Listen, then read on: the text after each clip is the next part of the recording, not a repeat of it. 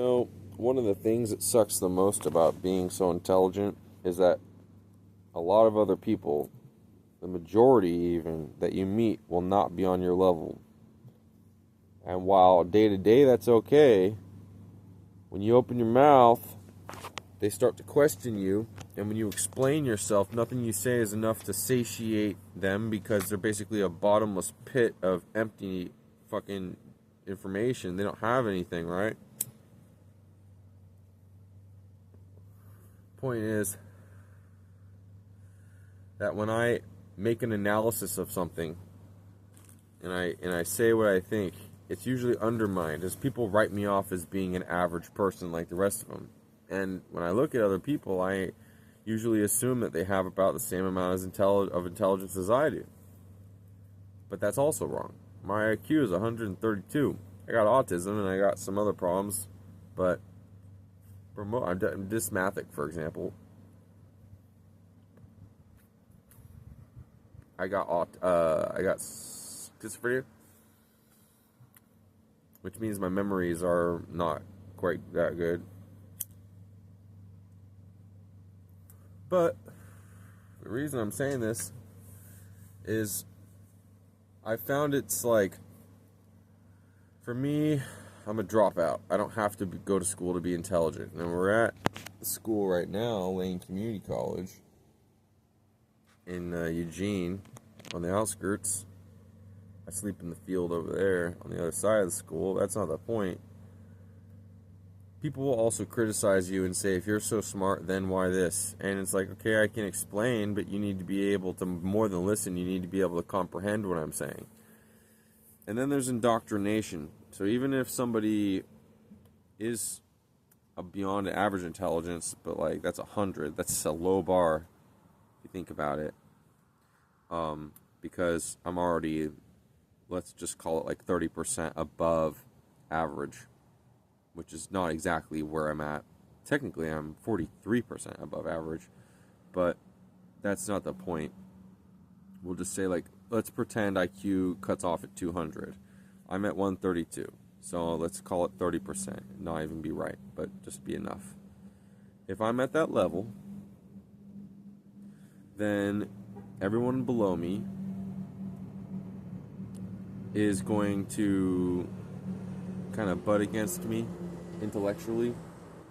So whereas also I see things from like a methodical, kind of tempered, thought out approach, a lot of the people are impulse reacting or going off of propaganda that they've been programmed with. And I do see people who question the narrative and will say things that you don't normally hear other people say, like electrogravity and stuff, or the, I can't think of a lot of great examples, but they'll be talking about how did 9/11 actually get orchestrated, what was really behind the Twin Towers and Building 7, mysterious Building 7 going down. And those people will have a spark, but they don't have, like, a lot of brilliance. I've noticed that most of the people, but not all of them, who kind of go counterculture and conspiracy theory about shit, end up going flat earth and smooth brain with it.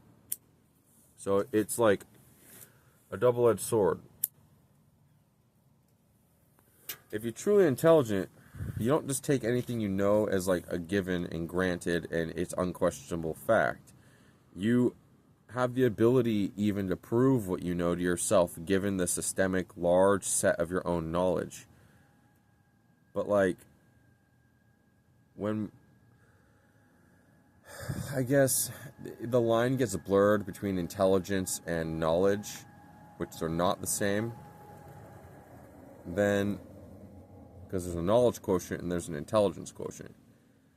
When people go to school like this, they memorize a lot of things. And there are some trade schools here, like welding, and so that's going to still do you well, but like, you're pretty much paying for an indoctrination out of a textbook, whatever history that they have written in because of the victors, or whatever method that they've approved of for the teaching. So when they commonly repeat the rhetoric like there's nothing faster than the speed of light, and you argue, then what about electrostatic discharges? Do they happen instantaneously and infinitely fast? across an infinite distance, or do they happen to go at a speed below infinite speed? And for the longest time, they assumed that electrostatic charges propagated at infinite speed. So that's not, or electrostatic field, I guess. And the charge would technically be like the ampere, or the current, or the charge would also be like the number of ions available to do work for a potential difference.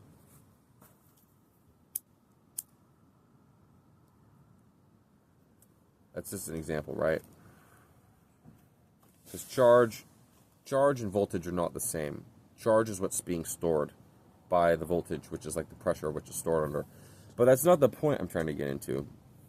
When we can argue that things can go faster than the speed of light, or that it's possible to create a synthetic gravity field, and then these people go, well then prove it. And we go, all right, I'll try. Since there's no book I can point to show them an authoritative source of the information, I end up having to dig around in the background research to begin to explain cursorily why I have this presupposition that this is possible. That requires that you already have a level of intelligence that you're able to form these connections the same way that I did. I'm just showing you the things I used to make the connection. That's the difference. So instead of you having to organically discover everything of your own self-interest or whatever, and then make the conclusion, I'm just telling you the conclusion is this, here's the evidence behind that. If they're even able to understand the evidence, okay, they're still going to argue, why do you think this is going to make that happen? And then it turns into, a lot of the times you say, well, I have like a, what's it called, a transcendental understanding of all this information because of my like engagement with it over a period of time, my familiarity with the principles that makes me certain, just like Einstein would do thought experiments, that this is going to work. So my warp drive is an example. I designed a warp drive. I'm a high school dropout, but I studied string theory while smoking weed in my back shed. So it's not necessarily where you've been or who you know, but it's what you do, right? And what you know. Although I'd argue that your intelligence is always going to matter more than what you know, because if you're intelligent enough, you can learn quickly, even in a situation you've never been in before, and most of the time you'll find the solution. There are types of traps that have been designed that can't be solved, and that's like, it's one of the things you need to know. Sometimes there will be a trap you can't escape. I mean, there's nothing you can do to get out of it. Or situation has basically been tailored to be so difficult that you can't fix yourself. But I gotta get going soon. The purpose of this rant was really to distinguish, like, when you're highly intelligent, you're ostracized from the rest of reality, or the rest of people at least. Because, well, even reality, when you start thinking we might be in a matrix, we might not even be real, we could be simulated. All of us could be a simulacra, a model in a computer to extract information. It might be used for military purpose by a rogue AI, or big server farm being run by extraterrestrials. We don't really know, but we might not even be real. We could potentially all be simulated. Okay? It doesn't make your experience any less valid. It might even make it more purposeful, because in the outside world, it might not be under perfect observation, right? But inside the simulation, you're under perfect observation, so your ability to predict and model things is superior to an unobserved, mostly unobserved external universe, or whatever the percentage of unobserved external universe is. These are just the kind of things that when you're intelligent enough, you start questioning. Okay? The average person will call you crazy for saying that and tell you you should take your pills. Most people don't even know that pills can cause brain damage to you. I've been forced medicated since the age of 7, and that's probably why I have schizophrenia. Or it might not be.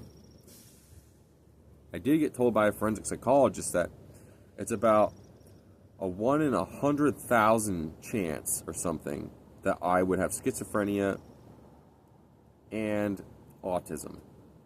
And that it's astronomically fucking rare, pretty much, to have somebody be like that.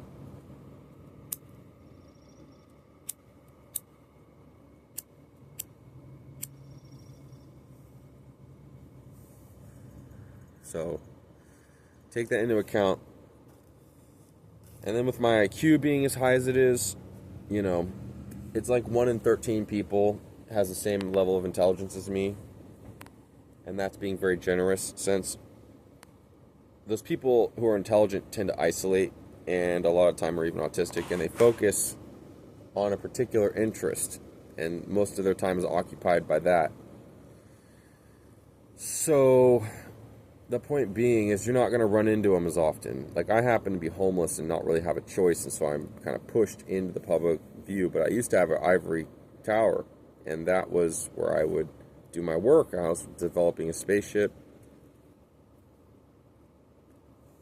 You know, I'm an inventor like Nikola Tesla. I just don't get to build my shit because I'm too poor to do it.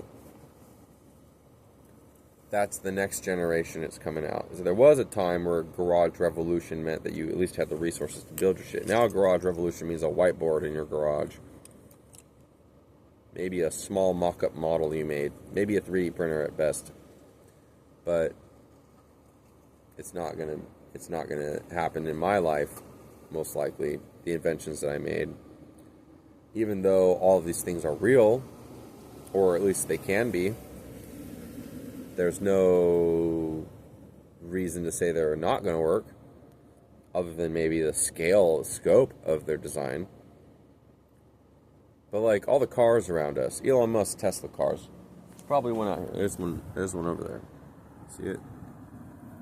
It's a big electric car charging station thing over there. So those don't have any kind of, like, I'll call it diastatic inductive coupling that can charge it through the ground. They are not designed like a Pierce Arrow that can pull ions out of the air and use it to power the system. They don't even build a solar panel into it. This is an inferior product, and it is being marketed as a top-of-the-line luxury item when it doesn't really have anything that special about it. There's also been problems with the Tesla cars, and like them breaking down for like mysteriously small reasons, like dropping a toothpick in a Cybertruck so you couldn't drive it, because of the sensors that were built into it for integrity or whatever. Such a sensitive little thing, these new electric cars. Although I will say that none of the cars today would be able to stand up to an EMP, because they all have engine-controlled computers. Computer-controlled engine-controlled computers. Computer-controlled engines, right? So if those engines are all controlled by computers and nothing's properly Faraday shielded, then if an EMP, especially a long-wave EMP like from a solar flare, did happen to, induce some current to move inside of that machine, the presumption is that the voltage would be quite high in the EMP. It would then break down the electronics inside of it. So I guess the point I was trying to make is that there are smarter ways we can do things. Those aren't being done. So when you're smart like I am, and you see all the stupid shit everywhere around you, and you point it out, and you say, like, it doesn't even take me, a borderline genius, to point out the shit we're doing is not right, and we can fix it, and this is how to fix it. They just have people tell me, then why don't you do it? And it's like, it's not in my power. The people who could be doing it aren't doing it, and I'm pointing that out. That's because that's what I'm able to do about it. I'm too poor to be able to build my warp drive. I'm too poor to be able to retrofit a Tesla car to induce charge through the ground, fucking capacitive plate. All right? It's not because it can't be done. It's not because I'm too stupid to do it. It's not because I wouldn't do it. It's because it's not in my reach.